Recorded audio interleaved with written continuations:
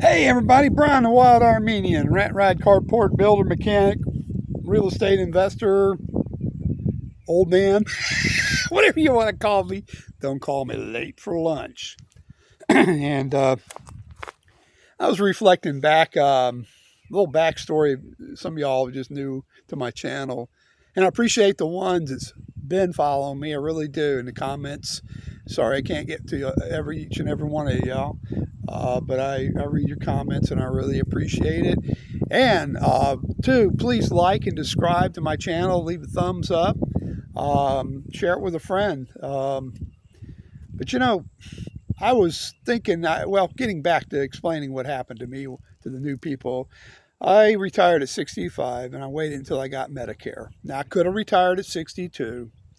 And but I wanted to make sure. I don't know. I could have got Obamacare and or paid the snipe insurance or whatever it was. It was like really expensive, and maybe I could have done it, but I just didn't want to take my. I don't want to spend money if I. In other words, if I got Medicare, it was free, and I'm glad I did.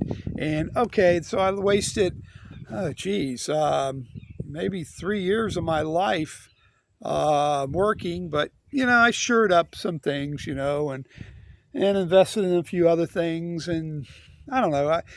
There's a lot to why I didn't do it, and that was one of them. The biggest thing, the insurance.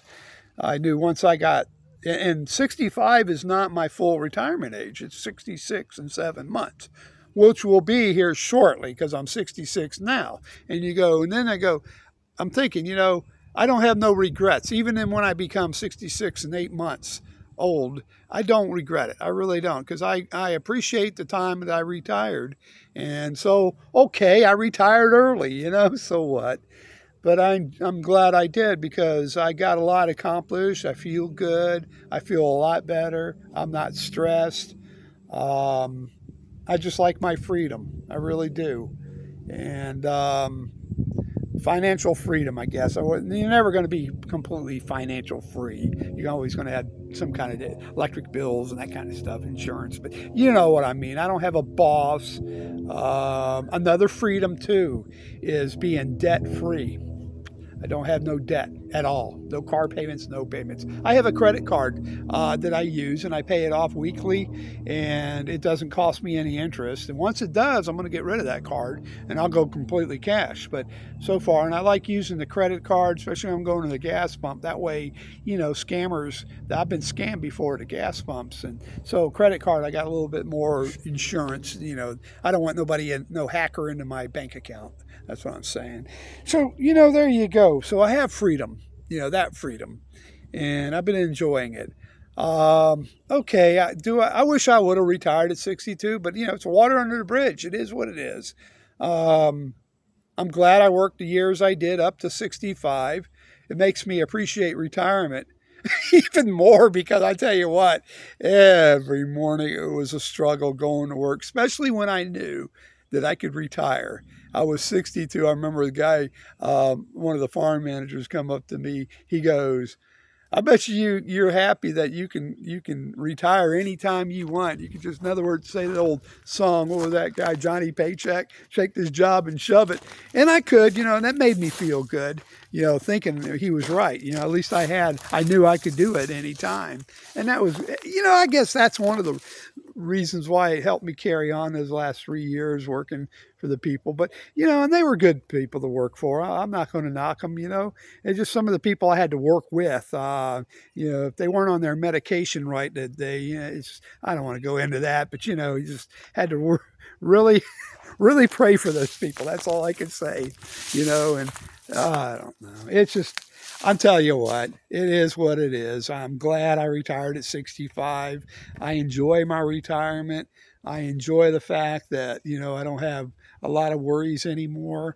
I remember the delivery driver at the time when around 62 and a half years old, I guess. He was he'd come to the farm a lot and deliver stuff, and I talked to him briefly, and he was, I think the guy was about, I think early 50s, 51, 52, something like that. And me and him got on a conversation. I remember this. He goes, "Man, I hope there's Social Security when I get retired. I'll be pissed," he said. And I said to him, I said, "Me too, man." And that's a reality. We got President Trump right now vowed to not cut Social Security, make sure it's going to be there for us, and Medicare too. So I believe him. He's always promised stuff and came through. And so I believe him. Now, next 4 years from now, after him, who knows? Who knows? And I'm not drawing any sides of Republicans or Democrats. What I'm saying, who knows?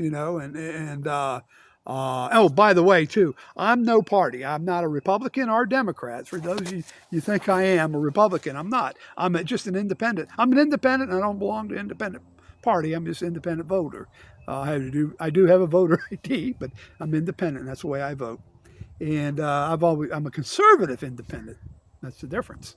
So that way, I don't know. That's the way it's been for me. And then my mom was that way too. And she was conservative too. She always was independent though.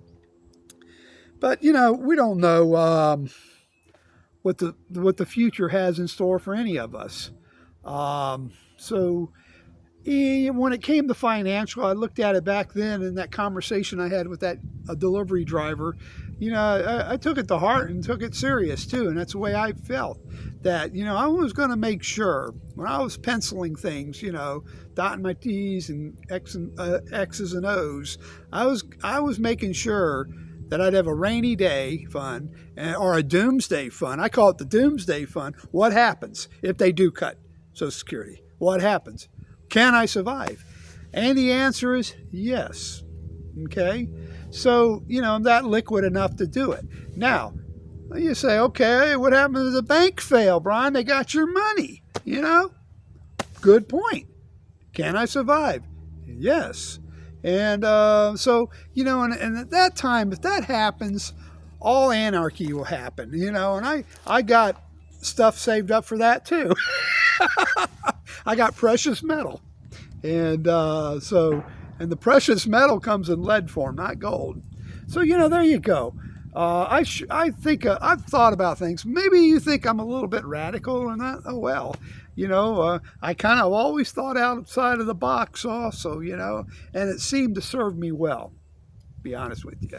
So a lot of y'all out there, especially young ones, I'm not a financial advisor by all means, I'm not work for the Social Security office. I'm just a person, just a regular old schmo, like they always say, another bozo on the bus. And I'm just sharing my experience, strength, and hope and how I do things. And that's how I do it. So big thing is, if you was to take and always plan on the other thing, you know what I'm saying? And that's why I think even Dave Ramsey always talks about a rainy day fund. I like that. Rainy day fund. I like that word, and because you don't know what's going to happen. Something will happen.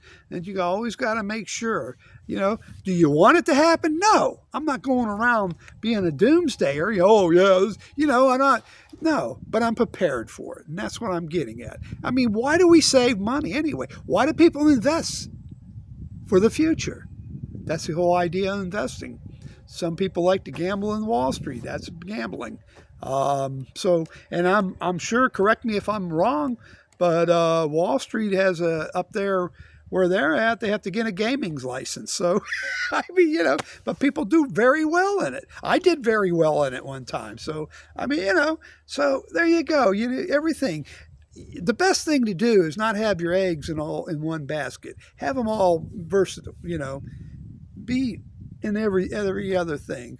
And don't count on just one thing carrying you through. Now, Social Security is carrying me through right now. It's paying the essentials. It's paying the staples in life. And so I'm taking advantage of it. Now, could I wait it? I could wait it. I could have waited until I'm 66 and 8 months, full retirement. Or I could wait until I'm 70. I'm 66 right now. And I could wait until I'm 70 and draw the money. But then go back to that conversation with the delivery driver. What happens if something happens? Then I'd be really mad that I never drew that money. So I don't know. A little bit of me says, yeah, get it before while you can, Like old saying my mentor Ed used to say. He was my mentor in real estate investment and all that. And he also had horses and his old thoroughbreds, and he'd sell them, and he says, you sell the horse before it breaks its leg. And that's a good saying. And you could hold out and get a little bit more money out of that horse.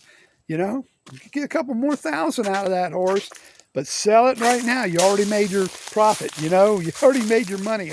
You know you're going to do good on it. And I've sold vehicles that way also, classic cars. I made a lot of good money. I could have held out and got a few more $1,000, but no, I sold it. Why the economy is good, why the timing is right. And I did really well. And homes too, sold them while I can. Half the homes I had, if I still had them, my Lord, I'd have me a Learjet. But it is what it is. I got out when I did. I made the money on it, and that's the way it goes. I did it before they broke its leg. And speaking of broke its leg, look at those thoroughbreds out behind me there. They're just chilling. Let me get up. Let me get that, if I can zoom in on that. Can't do it. Sorry about that. Let you look at those horses. They're pretty. They're chilling out today. Always said, I wish I was a horse. They got it made, but you know what? Now that I'm retired and got it made, I can hang out, looking at the pasture, looking at the horses, chilling out. There you go. Oh, life is good, I'll tell you. A lot of things are important. Lord Jesus Christ, my wife, love her, my family, my kids, I love them. My friends, USA, God bless America, people in Canada and all parts in between. Y'all take care of yourself.